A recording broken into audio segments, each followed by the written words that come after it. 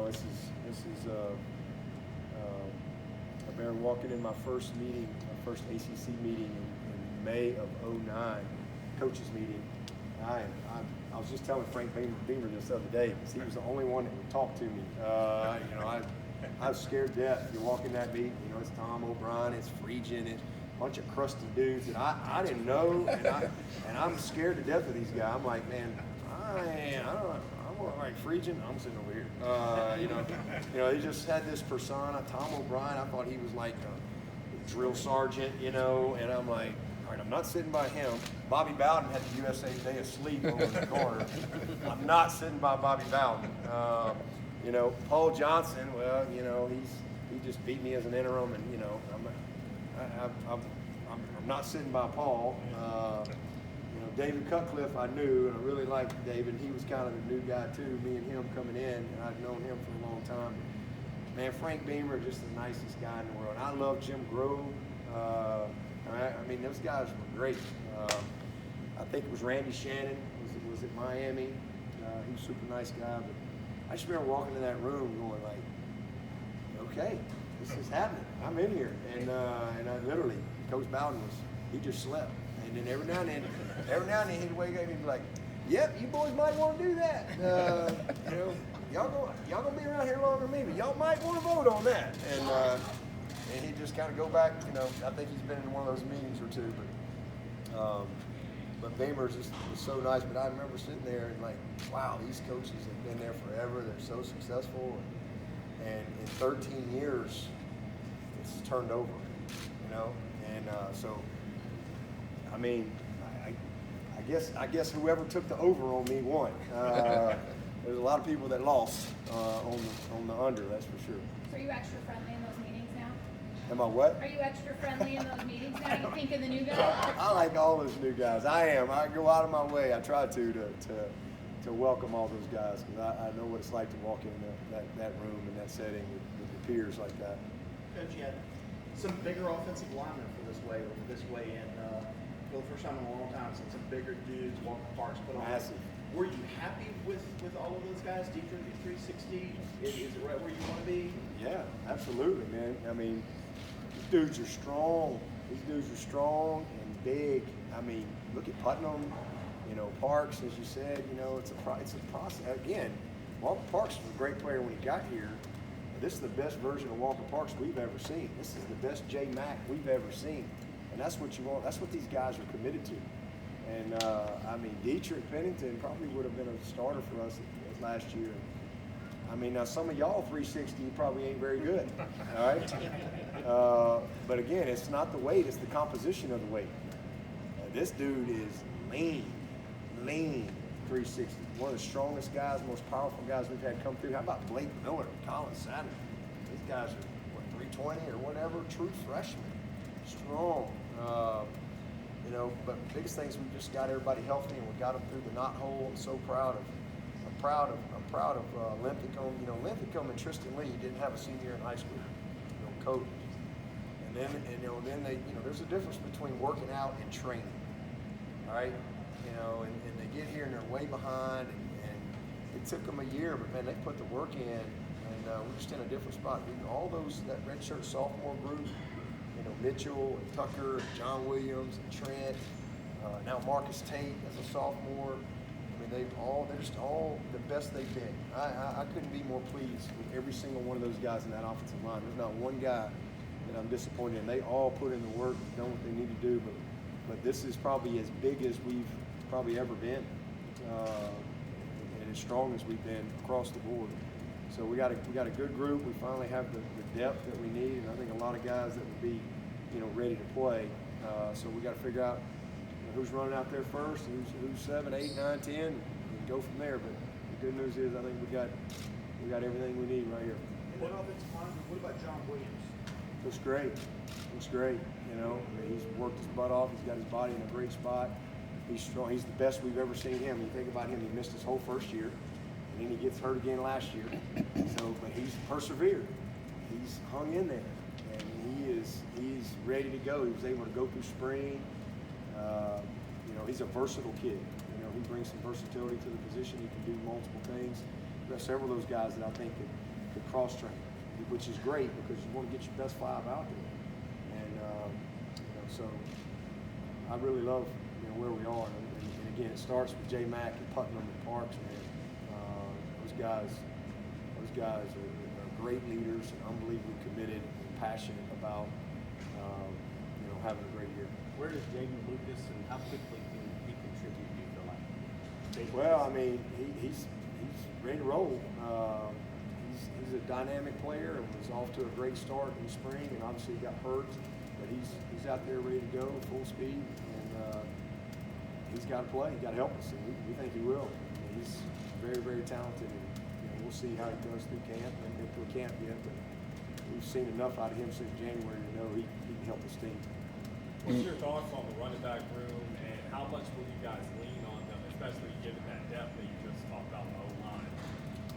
Well, I mean, everything always starts with the run game for us. It always has. And some years better than others, but we've always, feel like everything comes through being able to run the football and win the line of scrimmage. You don't win as much as we have won without being able to run the ball effectively. So we got 3 great backs. I think we got 3 starters at running back. We got several positions like that. I think we probably got 4 starters at receiver. I think we got 4 defensive ends that are starters. We got 3 D tackles that are starters. I think we got 5 linebackers that I would call a starter. So we have depth, and so all 3 of those guys, man, we're always going to lean on that run game. That's always where. And then we want to be an offense that can, how they going to play us. We've had some years where people are, playing against the pass and weren't quite good enough to run the ball. We've had some years where they're giving up the pass and we're not quite where we need to be to throw the ball. When we've been at our best, we've been able to have some semblance of balance, but be able to be able to take advantage of what weakness there is for a defense. And because every defense has a weakness. And it's always a numbers game. What's on top, what's in the box, and where your mismatches are. So, I think this is a team that will have the ability to run the football. And if we can do that, then that creates stress. And then you have opportunity to attack people horizontally and vertically. What's the ceiling of Kobe Pace and Will Shipley this season, in your opinion? It could be great. It could be great. Both have, Kobe played really not a whole lot as a freshman, so he and Shipley and Maffa, that's really kind of their first main experience was last year. And as I said earlier, no greater teacher than experience. And 3 great kids, 3 unbelievably committed guys. They all are special in their own way, and all have really, really bright futures. And really, they can go as far as they want in this game. You mentioned how strong you. Have you been able to talk or counsel Deshaun recently with what he's done? Yeah. Oh yeah. I've communicated with Deshaun over the last year or so quite a bit, and he's kind of at the back end of it. He's been through all the legal stuff, and now he's kind of dealing with the last part of it. Not quite finality yet, but eventually it will be, and he'll move forward. You mentioned how strong your quarterback room is. How much value does Hunter Johnson's football IQ add, kind of having an extra coach on the sideline? Yeah, that's awesome. I mean, and that's what he wants to coach, and so he's got that mentality. But yeah, I mean, we're very blessed with this quarterback room. I mean, we got 6 guys that can really functionally play quarterback. And could win games for us in situations and whatever. So we're really fortunate that way. But getting a guy like Hunter, who's a 6-year guy, who's been there, done that, seen it all, it's not just his ability, but it's his leadership. It's his football character. I think it's his understanding of where DJ is, where Cade is, and being able to bring that little bit of a player-coach mentality into that room, and be ready at the same time, because he's going to go out there and compete. And he's going to be ready. So it's awesome, having Hunter back, and it's been fun to just see him in the meeting. Every now and then I do a double take. And I'm like, I think that's Hunter Johnson. You know, it's been fun to have him back in the meetings and you know, watch him engage with the guys. And I think he's really enjoyed it. Coach, you talk so much about experience, but what about the freshmen that didn't experience last season and the new guys? How do you kind of get everybody on the same page? Yeah, so that's kind of what the last 2 days were about, and really not the last 2 days, but really, you know, you had some guys come in the spring, and then a lot of guys. You got your summer enrollees, signees, and some walk-on guys. So we have a kind of a process that we go through as far as starting over and installing the program and the fundamentals and the core values of who we are and the way we do things and why. To really get everybody on the same page and create that ownership and that buy-in. So that's something we work on throughout the summer, and in these last couple of days, you know, really intense into that. Dabo, were there any guys weight-wise that you weren't pleased with where they got to? Weight-wise? Yeah, they still need some improvement. No, I mean, there's definitely, there's some of the young guys that are, you know, just getting here, getting going, work in progress, but the guys that we needed to be, you know, certain that we're really counting on, they're all right where they need to be, you know, and progressing. So I wasn't disappointed with anybody. I mean, how about DJ? He's amazing. He's 255 pounds. He's 21 pounds down. And I told him if he'd take that necklace off, he'd have lost another pound. He cheated a pound. I'm really proud of him, man. Really proud of him, and all of them. They're just outstanding. You know, again, they're all at different parts of their overall development and their journey. But just where we need each guy to be, you know, and the progress where they've made from where they were. Are they better than they were? Are they worse? And our whole football team showed up better than where they were in the spring. And that's a good sign. It's a good sign. Biggest thing you want to see from the team today when they get out there? Just good practice habits, you know. I mean, we've spent a lot of time, you know, today just coming out of the meeting and really, it's all about these little things, man. Because the details is what lead to the big things, and you know, just having good practice habits. You got to learn, you know, as you go through camp, you got to learn how to practice the right way. And we're all we got. You know, everybody watched the Hall of Fame game last night, right? And we don't get to play anybody. You know, we don't get to bring somebody in and practice against them. We're the only level of football that doesn't get to do that. I still understand it.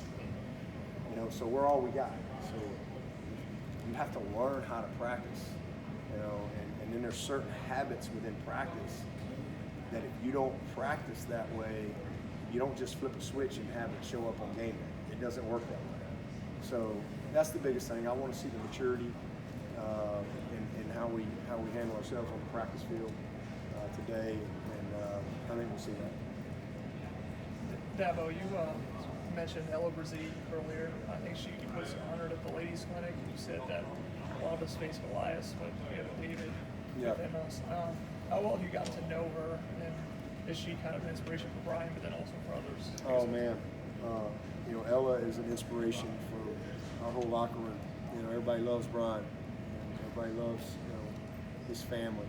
He's got a beautiful family, just beautiful sisters, awesome mom and dad, and just great people.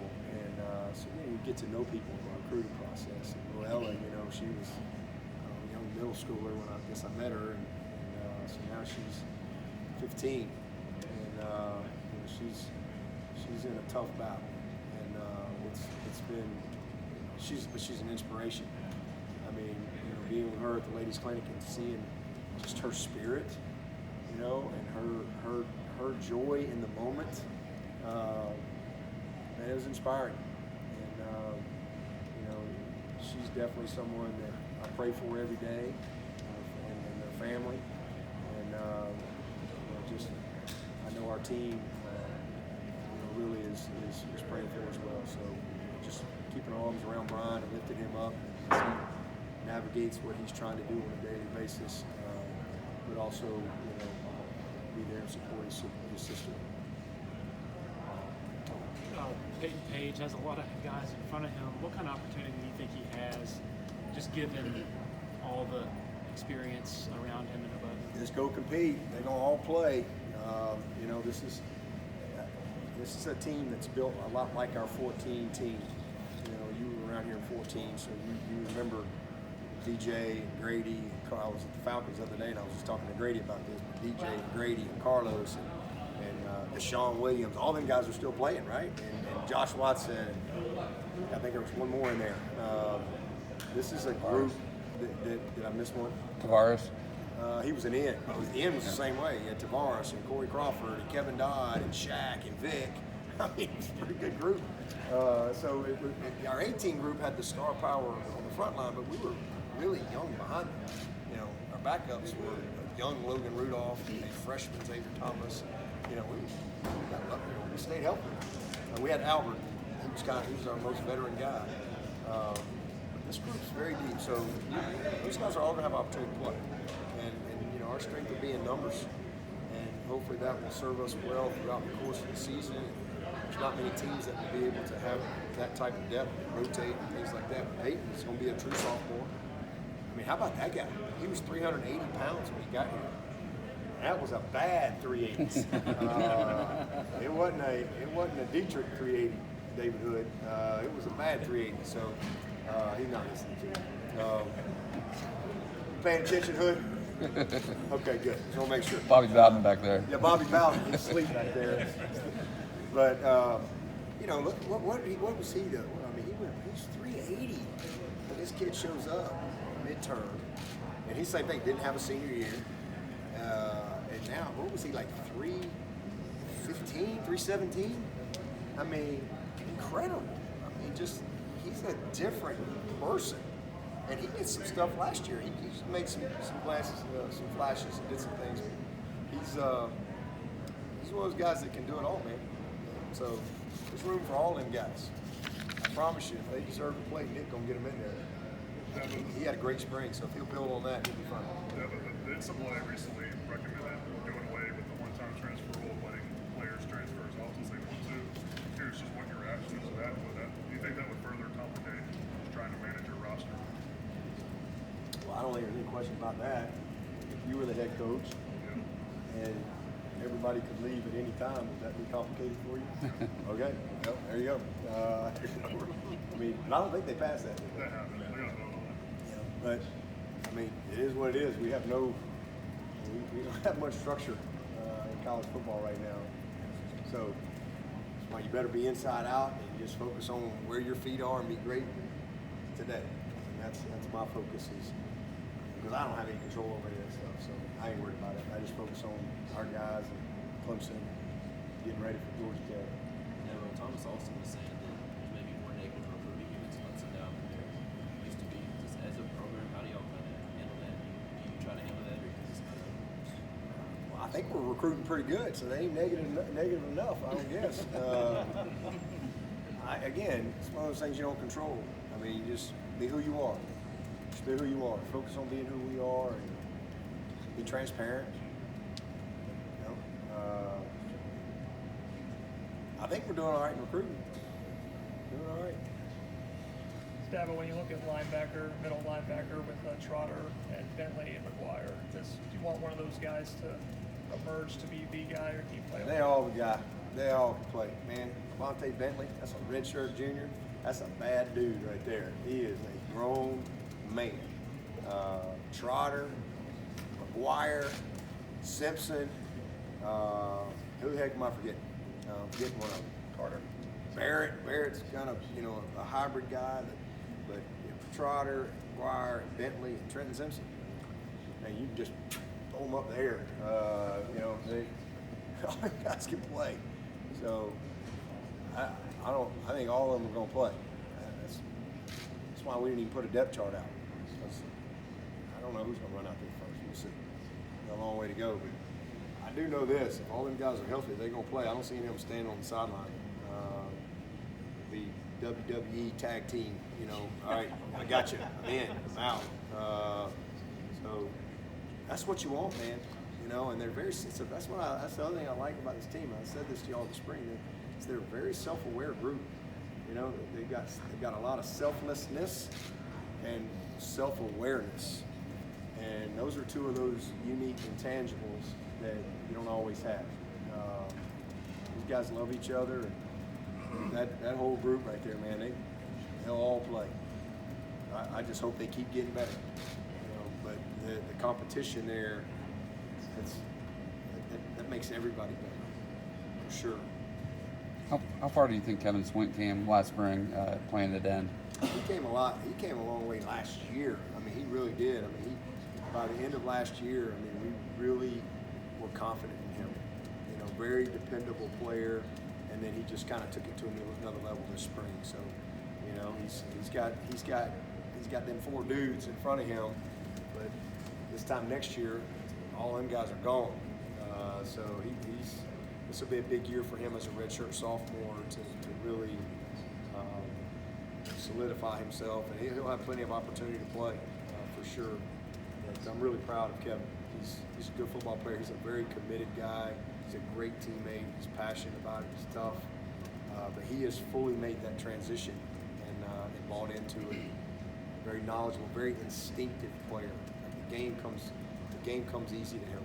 It really does. Is Jake Brennan still a guy that could be moved out? So not playing outside receiver, even just moving outside. So. I mean, all of our tight ends are outside. I mean, you know, we're more detached than we are attached. You know, they're some depending on formation, they're in the backfield some, and then we'll occasionally have some attached stuff. But most of the time, those guys are in a 2-point stance. But I mean, Jake can do it all. I mean, I'm proud of him. You know, he from where he was, I think he was about maybe 227 or something like that. He's, you know, working to where we need. I think he'll roll out of Clemson in the probably 240 range. And, you know, it doesn't happen overnight, but he's really progressed, really in all areas. And he's one of those guys that again can be as good as he wants to be. There's really nothing he can't do. He's a tough kid, and we got to continue to get a little more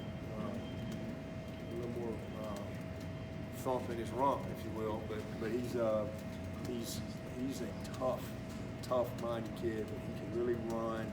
He's got great ball skills, and still just developing. I mean, you know, true freshman last year, got enough experience to be dangerous. I thought he built on it this spring. I like how he finished the spring, and I think he's in a good spot. You know, we love what we have at that position with him and Sage and Davis. I mean, we got 3 really good players, and everybody, nobody ever talks about Luke Price, you know, but on Luke, man, he's a salty dog. He's a good football player for us. 6-year guy, one of the strongest guys on this team, one of the smartest, and one of the most respected guys on this team. So it's a really good group, a good room. And, you know, I think poised hopefully to have, you know, our best year in a while at that position. What's your first thoughts on a guy like Antonio Williams? I know you mentioned him earlier. Yeah, just your first thoughts on him. Yeah, he's a dynamic player, and he can, you know, do a lot of things. You saw that in high school. You know, from yards after the catch, you know, screens, sweeps, you know, winning in space. He's a very good route runner. Like you know, he's more of a, you know, different. He and Cole Turner are 2 good examples. Like Cole Turner, I love our group. This is a fun. I mean, Adam Randall. Are you kidding me? This guy's 230 and runs a 4.4, and he's got like 3% body fat. It's insane. I mean, it's crazy what this kid is going to be. And then you got Antonio, and then you got Cole, who, you know, Cole, he might be top 3 fastest kid on this team. He can fly, and he's got a high skill set, but he's only played 2 years of football. You know, and he played as a junior in the option, and he played in the spread as a senior because he was a basketball guy. And decided he wanted to play football. I mean, I'm excited about him because we can throw him in the weight room, and we got to teach him a lot. But they're all going to end up in the same spot when it's all said and done. But you know, Antonio is a very polished kid. You know, he's at a very different place than a guy like Cole. Like I said, I think they're going to end up in the same spot, but where they start at is different. Antonio is very polished, very skilled, has a really high aptitude, of the position from a technical aspect standpoint. So I'm excited to get my hands on him and really watch him. And then, but the guy that's probably been the best guy out there has been Spector. Everybody just forgets who Spector is because he hadn't played in 2 years. So easy to forget him when you don't have anything to really go by. But this guy is he is a beautiful football player. He is big, and strong, and explosive. And this time last year he couldn't walk up those steps, literally. So and we got some things like that on this team that I think has galvanized this group a little bit. And Specs poised for a great year. That little Antonio, man, I'm excited to see him and Will Taylor. And Stellato, he had a heck of a spring. I loved how he finished. So hopefully we'll get him back sooner than later. Wish he could go today. Anybody else? Yeah, one more. How would you describe your approach to recruiting in this class, especially with the success you've had building that? How would you describe that approach for you? No different than it's been since I've been here. Just looking for kids and families that value what we offer. And same philosophy that we've always had, no different. And we're right where we've always been. Probably by September 1, we'll be, percentage-wise where we've always been as far as completion of the class. So we really haven't done anything. We just kept the main thing, and we just continue to. We don't offer a lot of guys. I think we're fourth fewest offers in the country. So we don't try to be all things to all people. We believe in who we are and how we do things, and so really just.